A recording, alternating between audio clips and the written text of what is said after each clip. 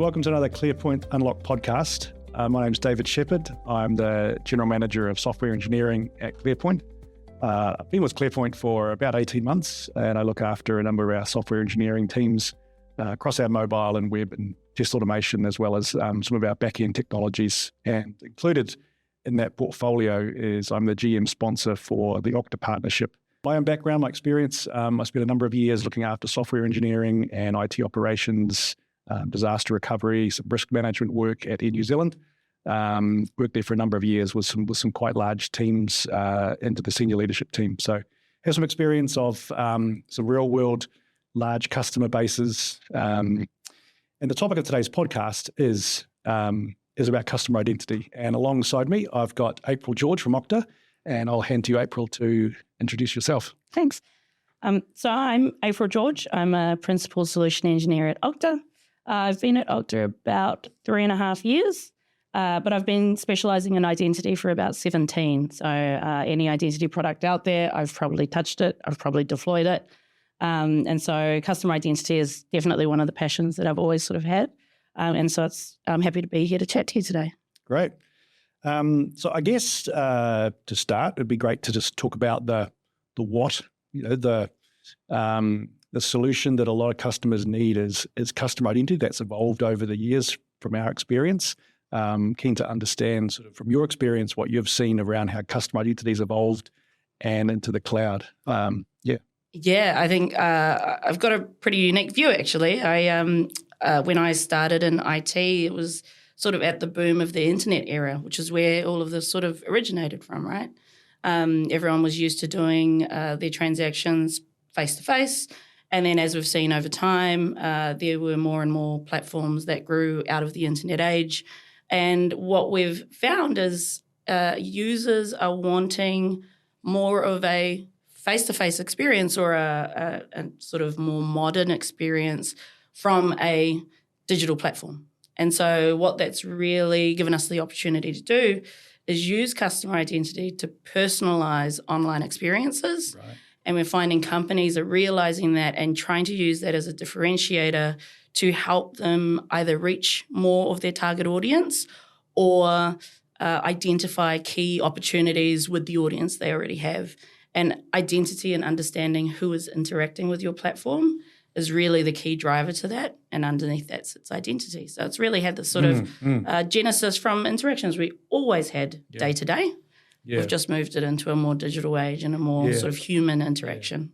Yeah. Okay, and Okta's customer identity cloud has obviously got cloud in its name. Yes. So I'm assuming there are some amazing benefits of having that identity solution in the cloud as opposed to on-premise or fragmented across numerous systems. Have you been across that evolution from that sort of on-premise identity solutions or fragmented into the cloud? Yeah, absolutely. I always joke about it. 17 years ago, we were nerds in basements. Cybersecurity wasn't even a term that existed, and identity and access management was really isolated to governments and financial institutions. That was literally where I started. Yeah. As we've seen the fragmentation of identity, where really that cloud boom really accelerated that, we found that organizations could no longer contain all of their identity on their on-premise platforms. And not only that, the on-premise platforms became so big. I think there was about 3 years of my career where I think I worked changes every week, 2 a.m. through weekends and all of that. And honestly, there are just better ways to do things. Yeah. So that whole cloud adoption's really helped a lot of that. Yeah. And I mean, given your background in engineering, you would have seen many of the same changes. Yeah, sure. I've certainly seen large organizations where I've worked where they've tried to roll their own. They know they need, they've had sort of call center or human interaction-based systems over the phone, and then they've decided to put an online presence there. They know they need to have a login, so they build that themselves. The solution evolves. You've got another system, you've got a loyalty system, or you've got a sales system, and customers, would start out with a different login for both, different profile, and then they realize that it's the same customer they're talking to, and so they've rolled their own solution here and here, and then they have this challenge of, well, how do we unite that? How do we join up the customer interaction from sales interaction with a loyalty interaction or a post-sales interaction? And that can be a real challenge when you've built it yourself, because it presents a lot of fragmentation, duplication of data, and it becomes almost its own project to try and join these things up, or then to do a big migration from that fragmented landscape into a single solution. I guess that's one of the areas that I certainly see risk mitigation come into. That's a real problem when you've got such a lot riding on that customer interaction. And now I guess with the advent of large scale cyber attacks, security's the other part of it. I would see almost the whole one of the reasons for needing a more comprehensive solution is to give you some confidence and some protection against cyber attacks, while trading off the benefits of having that single unified sort of customer identity place where all the information lives. From a security angle, where have you seen the benefits of sort of Okta's cloud solution compared to sort of rolling it your own, or maybe some of the other solutions out there? Yeah, I think security is a great element, right? I always have this approach to defining security with people as a spectrum, right? The most secure system is one that I just don't give anyone access to. True. And the most user-friendly system is one that everyone has access to. So everyone needs to exist somewhere on that spectrum, depending on what it is that you're offering, right? I think the problem that we've always had is user experience and security seem to be this push and pull that never actually married up. And I think a lot of the historical ways that we've done identity, if you think about the times when you've been an engineer and having the little 6-digit code on your key ring to help log in, the MFA things, that is kind of what we think of in our heads when we think about MFA. But realistically, there are much more sophisticated ways to gain a better security outcome while still maintaining a really easy-to-use user experience, right? So newer capabilities such as passkeys, Touch ID, which we've all got on our phones, Windows Hello on Windows environments. All of these are actually providing a much higher assurance level from a security perspective, but are actually so much easier to use than the historical ways that we were deploying identity. And so I think having a platform like Okta, we're able to actually marry up both a solid user experience and very strong security and have those things both work in parallel. And that, I think, has been one of the biggest shifts in identity, especially in the customer space that I've seen in my whole career, actually. Yeah, okay. So if a customer, and we get asked this a lot because we deal with a lot of customers in lots of different technology spaces, lots of different industries, and they'll be at different levels of maturity. They'll be at, we know we need something, but we have built this thing ourselves, or the off-the-shelf product that we have purchased has some capability, but we're not confident with it, or we've had some issues with it. We've had a breach, or we've had some data exposed, or we can't leverage a single sign-on solution. We've got a different experience for each product. And I know Okta has a great universal sort of login experience that can tie all those touch points together. How does a customer go about sort of evaluating that opportunity against where they're currently at? We get asked to help with technical advisory and then implementation of that, but sometimes it's that knowledge or the expertise to pull together a robust business case. So I'm just keen to explore a bit of your experience there working with customers to help them make that decision to move from where they are. Yeah, I think one of the things I find is there tends to be, and this is kind of holistically, it's not just within identity, but if it works right, don't touch it. What I find, especially in the customer identity realm, is that way of thinking just doesn't work, right? What we see statistically speaking, and I know I'm not going to get these perfect, but drop-off rates for poor user experience is somewhere in the 80 percentile range. And we've all done it day to day. You go in, you try to buy something, they ask too many questions, it's too hard to get to the place where I need to input data. My credit card's on the other side of the room and they don't have Apple Pay. Those experiences stop people from purchasing. And I think organizations who really think about their revenue and the turnover and have really solid metrics to measure those things, are the first ones that identify there are better ways to do that, and they approach someone like a ClearPoint or an Okta to start understanding, well, what are other people doing in the industry, right? And we'll always have trailblazers who define newer and better ways, but it all really starts coming down to that, having an understanding of what's happening in your environment, working out, is there a problem? Is this problem worth me solving?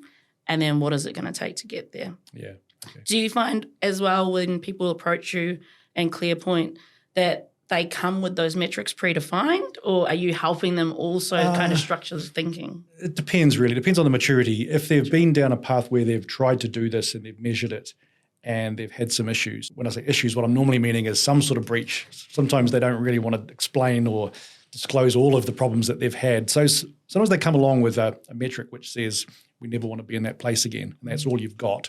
And then as you dive in, you might uncover, well, how did you get to that point? Other times they come with some quite good non-functional requirements. We know we need to scale.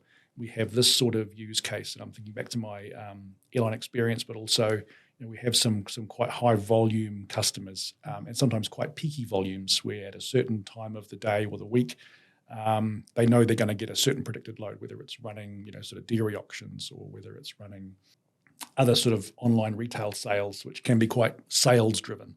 So you're going to get a certain burst of login activity. That's sort of the first touch point normally. And so sometimes customers will go, our customer experience is broken down, not when it's quiet. The system works fine. It's a great experience, but we can't scale it. We can't get thousands of users through in the first 5 minutes of a sale. And that's where they lose their customers, because if there's an alternative, they'll go off and find another company that can deliver the product. So sometimes they've come along with we need it to be able to meet these performance metrics. We want it secure. We want all the touch points available. We want it to be web and mobile. We want the MFA to be seamless, to be frictionless. If we can avoid it, let's avoid it, but still maintain the security. And then afterwards, we want to know which customers came in through which touch points and all of the good things that come out of the customer identity solution. So sometimes they'll come along with some really good parameters. And all those examples I just mentioned, we don't get that many times. So often what we do is we come in and we'll help uncover using our experience to come and say, have you thought about this? What does a login time need to be? Is it a few seconds? Is that okay? Or are you looking for something even shorter than that? How long do you want to allow that timeout? What if someone's trying to purchase something that's in demand, like a ticket? So I guess where we get involved is, we will uncover those requirements, whether they're functional, non-functional, help them with that customer experience, and then also use the technical expertise of the software engineering team, and as well as sort of leverage the expertise that the Okta bring to be able to go, this is the right solution for you, and we can prove that. And I know performance testing is something that I have some experience in, and I know that Okta has a great way of leveraging their product and giving you the ability to test and prove that you can scale or prove that you have that level of capability there when you need it. Yeah.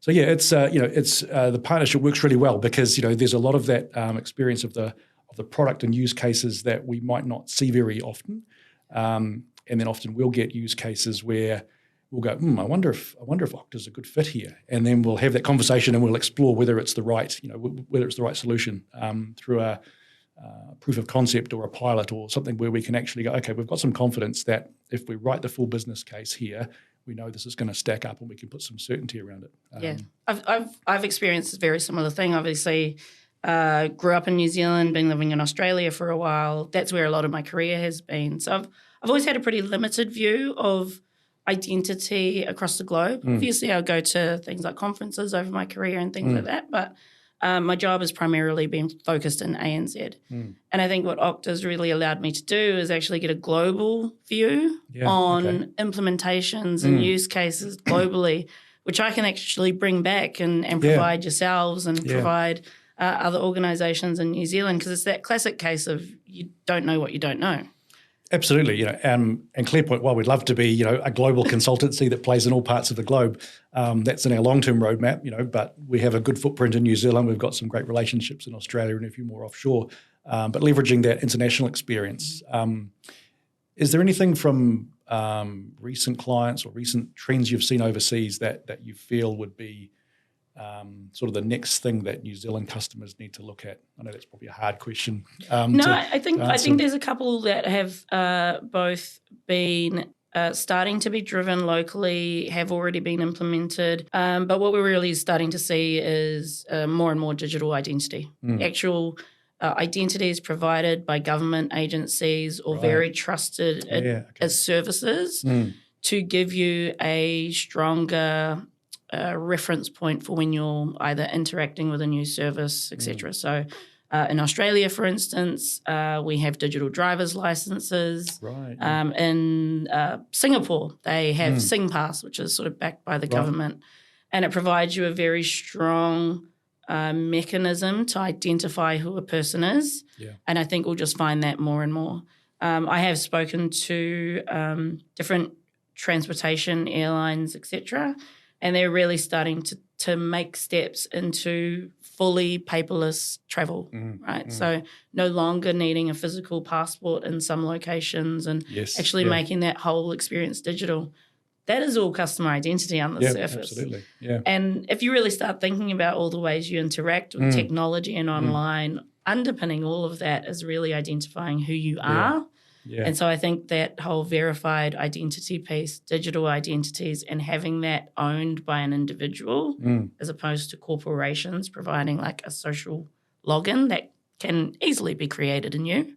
I think we're seeing more and more of that, and that's really where the sort of industry is moving to help, I guess, uplift the security and authenticity of identity globally, right? It will take a lot more work to have like truly global identities being released, but at least we're seeing in different geographies and in different areas of the globe really strong engagement there to make sure that digital identities are more secure and more authentic, which I think is great. And I'm assuming Okta's got some big implementations of those sort of leading edge. We do. We have a few around the world. In fact, there are some also New Zealand companies that specialise in verifiable credentials and things like that as well.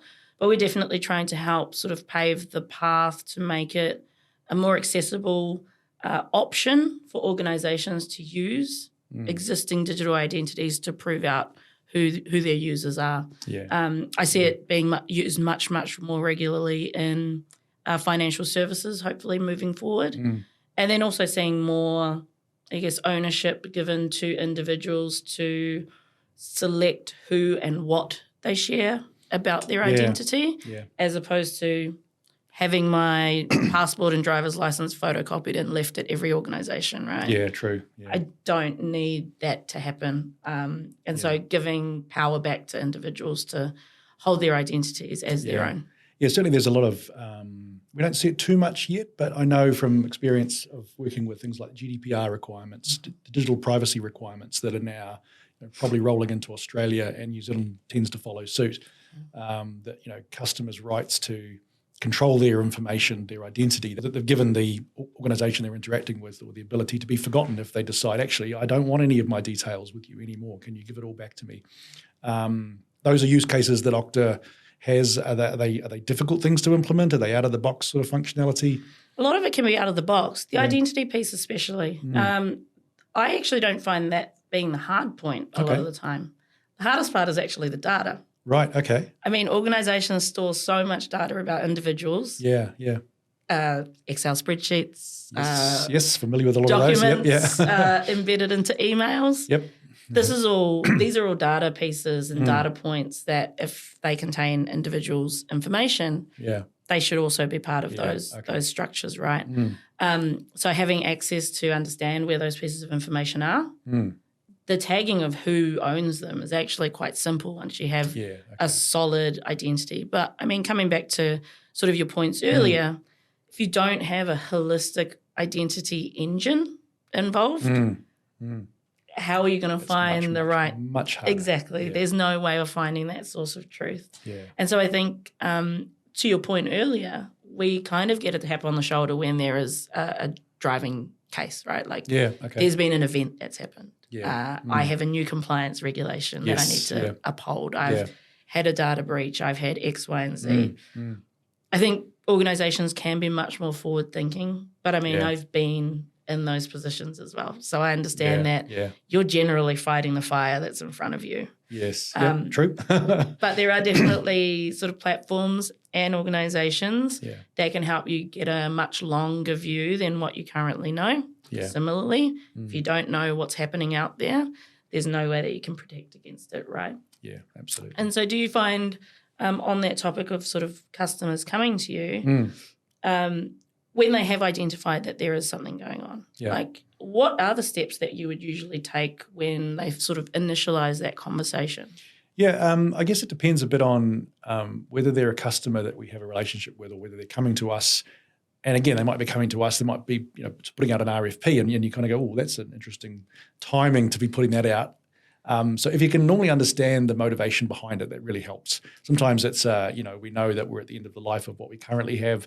Or sometimes it's it's a real risk mitigation scenario that's been driven, say, from the board to go, okay, we never want to be in the situation again. How do we put money in place, put some investment in place, put a program that might take us a few years to get to a better place? So really the best way is to try and understand what's the client's motivation, why they're coming, why they're reaching out to us now, or why have they put out this request for information or request for a response, and really understanding the business drivers behind that. And that really helps to tailor the solution or tailor the advice that we give them. So sometimes they come to us for consultancy, they want a report, they want an independent viewpoint on where they're currently at and where they need to get to. And that will often, we'll often put forward options with them and a roadmap. Sometimes that will then evolve into, what are the costs looks like? Okay, can you help us build a business case? And then, ideally that moves from that point to, okay, let's prove that works. Let's do a pilot or a proof of concept, and we can show them either how much more robust a solution like Okta could be, or how more scalable it could be, or how it could help them shift their security posture in a positive direction. And then based on that, you might get a full implementation that and a great partnership that runs for many, many years. And it really comes back to that, being able to partner up with the client and understand their needs, and understand their world, understand their pain sometimes, or understand the opportunity that they have or the opportunity that they feel they're missing out on. Because sometimes it's a FOMO. They have all their competitors are racing ahead and they've got better, slicker solutions, and they've got some clunky login experience that's really inconsistent, and they really just want to turn on MFA, but they don't know how. So sometimes it's not so much they have a problem they've experienced, it's that they can't move forward fast enough. And it's great when they come to us with, we want to be there in 3 years' time, help us get there robustly. Whereas what's harder is when they come and say, 3 months ago we had this really bad issue and we're still recovering from it, and come and help us pick up the pieces and then build something forward. We can help them with both of those scenarios. We have a lot of experience on both ends of the spectrum.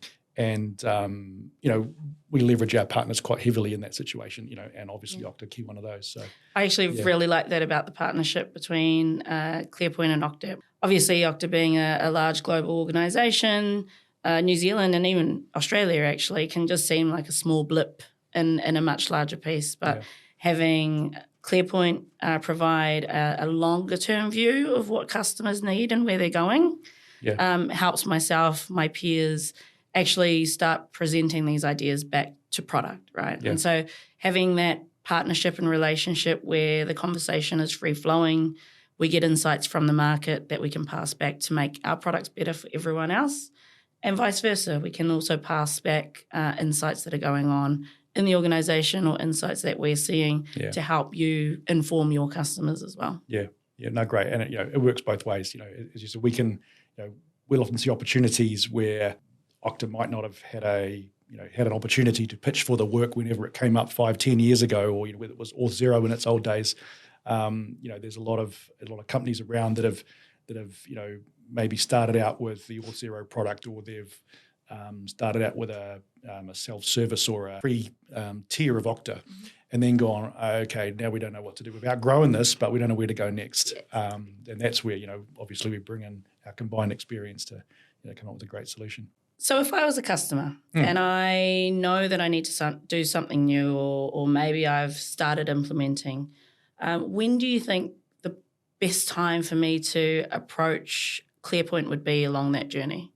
Yeah, I guess they could approach ClearPoint or Okta if they've already sort of made a decision or they've already have some knowledge of the product. But the obvious answer is as early as possible. I'm not saying sort of phone the 24/7 number, but as early as possible, as early as you think you have a need, we can help explore that, in a pre-sales type mode, and just explore that need, understand, sort of pull a few threads and see what's behind that initial curiosity. I'm assuming likewise you have lots of different leads that come into Okta in various different ways, and I guess it's that collaboration between us. My advice to customers would be, if you feel there's some risk there or there's some opportunity that you're not exploiting, and you feel that a more cohesive, seamless customer identity solution is going to enable that, then come and talk to us. And we'll bring in you guys as the wider conversation, and we'll explore what's possible. And I'm pretty confident that with the combined experience of the two companies, we can put something together for a customer, a winning solution for them. Well, it's been awesome talking to you, April. You too. And I've really enjoyed this, and I think we'll wrap it up there. Look forward to talking again at some point, and look forward to the next ClearPoint Unlock podcast.